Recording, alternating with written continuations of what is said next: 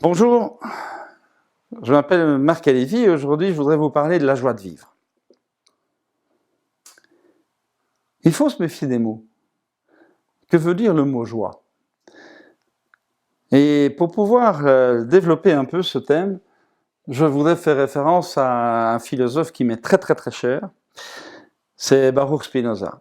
Baruch Spinoza, avec lequel j'ai une histoire familiale, parce que figurez-vous que Baruch Spinoza et ma famille ont quitté l'Espagne, on ne leur a pas trop demandé leur avis d'ailleurs, quitté l'Espagne à peu près en même temps.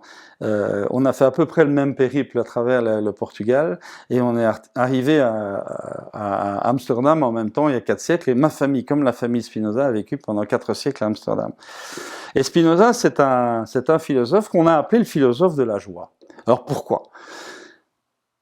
Et pour pouvoir rentrer dans ce sujet, moi, ce que je voudrais vous proposer, c'est une différence que fait Spinoza, mais que je mets à ma sauce, bien sûr. La différence que fait Spinoza, il dit « Surtout, ne confondez jamais le plaisir, le bonheur et la joie. » Ah, pourquoi donc? Il dit « Le plaisir, ça se prend. » Ah oui, je prends plaisir à. C'est bien ce qu'on dit en français. Le plaisir, ça se prend. Donc il vient de l'extérieur et on l'arrache à l'extérieur. Le bonheur, ça se reçoit. Ah, ça c'est moins clair, ça. Et il dit la joie, c'est ce qui se construit. Alors, parlons d'abord du bonheur. Le bonheur, c'est ce qui se reçoit. Qu'est-ce que ça peut bien vouloir dire? N'oubliez pas que Spinoza écrit au XVIIe siècle. Et le français du XVIIe siècle n'est pas le français de maintenant. Et on parle du bonheur, on parle du malheur. Mais entendons-nous bien, c'est pas la bonne heure et c'est pas la mauvaise heure. C'est le masculin, bonne heure, et le malheur. Ça veut dire quoi, heure? Eh bien, heure, en ancien français, ça veut dire la chance. Donc quand Spinoza dit le bonheur, ça se reçoit, on comprend ce qu'il veut dire. Il veut dire avoir de la bonne chance ou avoir de la mauvaise chance, avoir de la bonne chance ou de la malchance. C'est pas nous qui en sommes maîtres. Ça tombe comme ça se reçoit. Coup de peau, coup de pas peau. Qu'est-ce qu'on fait? On reçoit. C'est comme ça. Donc construire toute sa vie sur l'idée que moi je veux le bonheur, moi je veux du malheur, c'est plutôt je veux du bonheur, ça veut dire je veux de la bonne chance, mais la chance ça se décide pas. On ne veut pas de la chance.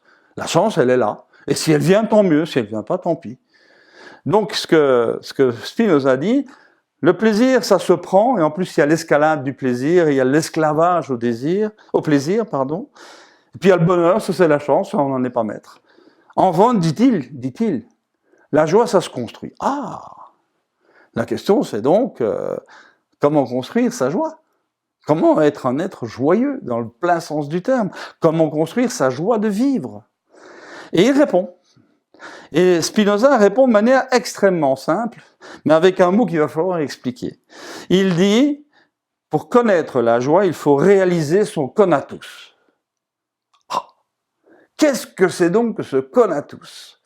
Eh bien, le conatus, dit Spinoza, c'est quelque chose qu'on pourrait aujourd'hui rebaptiser du nom de vocation.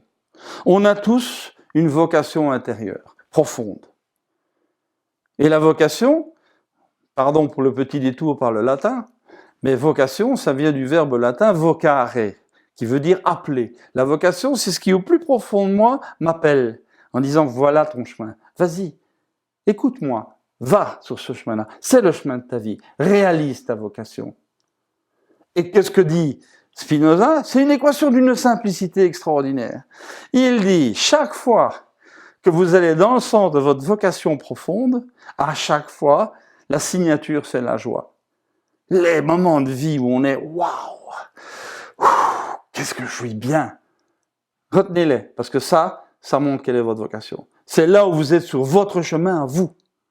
C'est là votre chemin d'accomplissement à vous.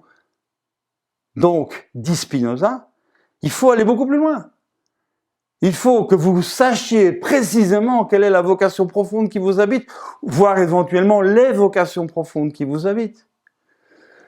Mozart, bien sûr, je prends les grands noms. Mozart, à 4 ans, il a commencé à composer ses premières sonates. À 5 ans, il a fait sa première symphonie.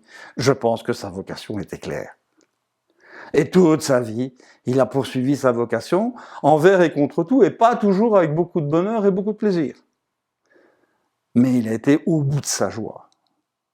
Et donc, quand on regarde les grands exemples comme ça, on voit des gens qui sont habités par quelque chose de très profond en eux, ou quelque part quelque chose dit à l'intérieur, c'est ça qu'il faut que tu fasses parce que c'est ça ton destin, parce que c'est ça qui est ta potentialité, c'est ça qui va te rendre joyeux, qui va t'apporter la joie de vivre.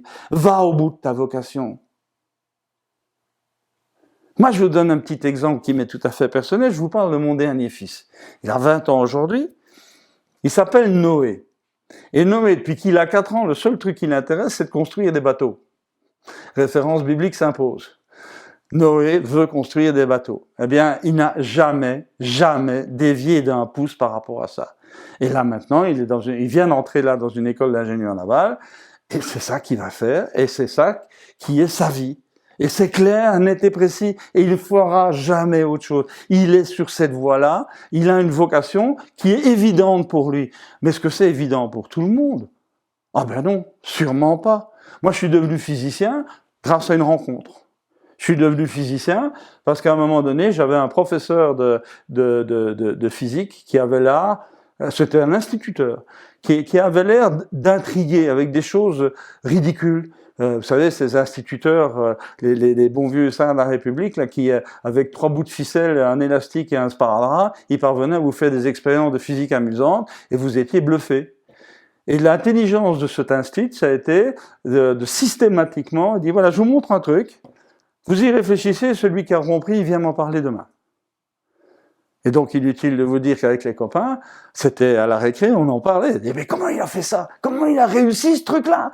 C'est quoi l'astuce? Hein? Comment ça fonctionne? Et puis ça y est, la graine était lancée. Et moi, si vous voulez, ça n'a fait que, en moi, amplifier quelque chose qui, quand j'étais gamin, moi j'étais élevé par un grand-père adoptif qui était fermier, qui avait un énorme potager. Et cet homme-là, il me prenait toujours avec lui dans le jardin et il me montrait les choses. Alors, par exemple, je me souviens d'une grande surprise. Il y avait des laitues qui étaient en train de paumer là magnifiquement, mais il y avait des limaces. Et donc mon grand-père me disait, en flamand, hein, il me disait, regarde, les limaces là, qui sont en train de manger les laitues. Comment on va faire pour empêcher les limaces de manger les laitues? Moi, évidemment, j'en sais rien. Il me dit, je vais te montrer. Il allait chercher 1 kilo de sel, il faisait un rond de sel autour des laitues. Et les limaces, en passant le sel, se desséchaient, elles n'arrivaient pas à la laitue. Et moi, je me souviens, dans cet esprit de petit gosse que j'étais, c'est dit, mais comment il sait ça? D'où ça vient ce savoir-là? Et donc, la soif de connaissance qui m'habite toujours, eh ben, c'est là que c'est né. Donc, cumuler les deux, le grand-père qui savait des tas de trucs que je comprenais pas, et puis cet instinct qui parvenait à exciter notre curiosité, ben voilà. Moi, ça a révélé en moi cette vocation de physicien que j'ai jamais quittée depuis 50 ans. Donc voilà, moi je pense que c'est important de savoir quelle est sa vocation. Alors, comment on fait? Je termine là-dessus. Comment on fait pour essayer de trouver sa vocation? Ben, il y a 2 voies. La première voie, c'est d'essayer de se rappeler systématiquement les moments de très grande joie qu'on a connus. Il y en a dans notre vie. Oh, il n'y en a peut-être pas des milliards, mais 10, 15, 20, des moments de grande exaltation où on était en plein soi-même. Et ça, il faut le se rappeler et se dire, mais pourquoi? Pourquoi ce moment-là a-t-il été extraordinairement intense du point de vue joie? Eh bien, chaque fois, vous allez toucher du doigt un aspect de cette vocation profonde que vous avez en vous. Et la deuxième chose, c'est que le grand révélateur de la vocation d'un individu, c'est l'adolescence. Et les rêves d'adolescence sont souvent des manières d'exprimer cette vocation qu'on a en soi, mais qu'on a difficile à formaliser, qu'on a difficile à dire. Mais elle est là. Mêlez les deux et très souvent, vous arrivez à me dire « Ah oui, mais ma vocation, elle participe de ça. Elle va dans ce sens-là. Allez-y voir. Allez-y voir. Vous êtes quelqu'un de formidable. » Mais il faut pour ça que vous trouviez votre vocation et que vous la réalisiez, que vous l'accomplissiez. C'est le secret de la joie et je vous en souhaite beaucoup.